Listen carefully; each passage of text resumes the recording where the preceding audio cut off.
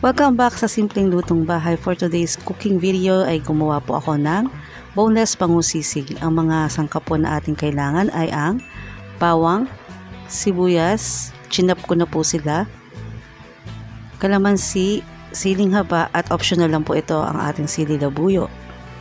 Gagamit din po tayo dito ng liver spread at yung 2 pirasong bangus po natin. Medium to large size to, alam ko 110 isa po ang bili ko dito. Season lang po natin siya ng paminta. Naglagay din po ako ng magic sarap. At pinatakan ko lang siya ng kaunting patis.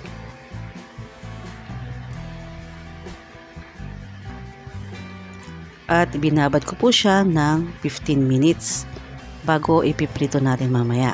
Set aside po muna natin ito at gagawa po muna ako ng crispy garlic na atin pong ilalagay mamaya sa toppings natin sa ating sisig. So ayan po, naglagay lang po ako ng mantika sa mainit na kawali and then nilagay ko na po yung ating bawang. Yung bawang po is mga 4 na pirasong buo po yan. Gisa-gisa lang po natin siya sa medium heat or sa katamtamang apoy hanggang sa ito po yung mag golden brown na siya or maging crispy mamaya. So guys, if ever po na kulangin yung mantika, pwede po tayo magdagdag para po hindi masunog yung ating bawang.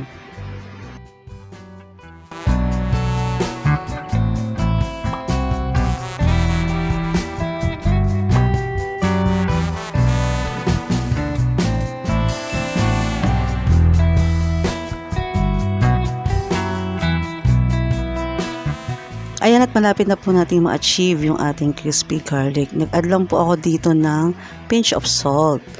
And then ayan, ganyan yung dapat nating ma-achieve na crispy garlic guys. Malutong-lutong na yan. Set aside po muna natin ito. At sa parehong kawali po, naglagay po ako ng mantika para po sa ating pagpiprito ng bangus. So guys, very careful lang po tayo sa ating pagpiprito ng bangus para po hindi ito madurog. At inorasan ko po ito guys, 10 minutes each side po yung pagpiprito ko nito para pantay siya. Okay lang po matanggal yung buntot guys kasi hindi siya sa kawaling namin. So, magagamit pa rin natin yan mamaya. At yan guys, ready na po yung ating 1 pirasong bangus. Pwede na po natin itong hanguin sa kawali at ilipat sa isang lalagyan. Medyo palamigin lang po natin ito dahil hihimayin po natin ito mamaya.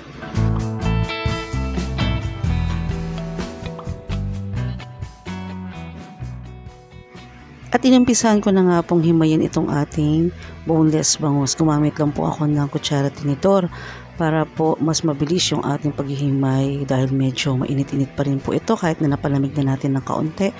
At kita nyo guys, madali lang siyang himayin kasi luto both sides yung ating bangus. At ayan, nilipat ko na rin po siya sa ating mixing bowl para po mamaya sasama natin dyan o ihahalo natin dyan yung ipa nating mga sangkap na gagamitin. At ito nga po yung balat ng ating bangus. Set aside po muna natin yan. Ganun din po, hinimay ko na rin po yung ating pangalawang bangus. So guys, kaya sinasabi kong careful sa pagpiprito kasi kailangan maging buo yung skin ng bangus na gagamitin natin mamaya. So yan, hinalo ko na rin po siya dun sa ating bangus kanina. So, ito na po siya. Medyo durug-durugin lang po natin ng kaunti. Mga buo. At kung may makikita po kayong tinik guys, tanggalin nyo na rin. Kasi, hindi naman po talaga kompleto na aalis yung tinik nito kahit boneless siya. May mga natitirang tinik pa rin. So, tanggalin na lang natin yan.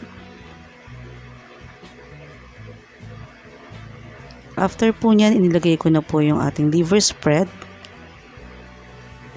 Isang can. Pero, kung gusto nyo pong mas malasa at may budget naman kayo, pwede nyo pong dagdagan ng isa pang lata ng liver spread or yung malaking can na po yung bilihin nyo para sa 2 bangus po ito guys. Pero pag isang bangus lang naman, okay na po yung isang maliit na lata ng liver spread.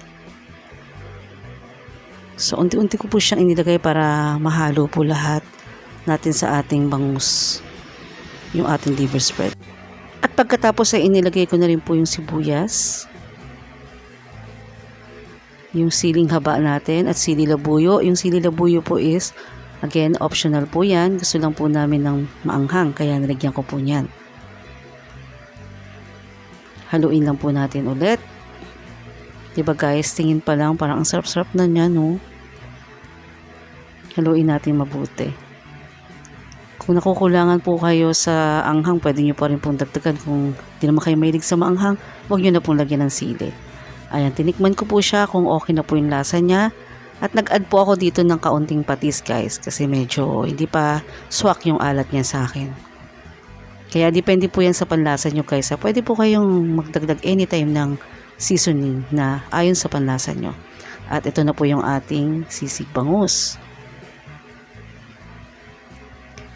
At niready ko na po yung balat nito. Dinikit ko na lang po ulit yung buntot guys ha. Kasi natanggal siya kanina sa pagpiprito natin. Okay lang po yan. Ayan. At inilagay ko na po o inilipat ko na po yung ating bangus sisig mixture dito sa balat niya.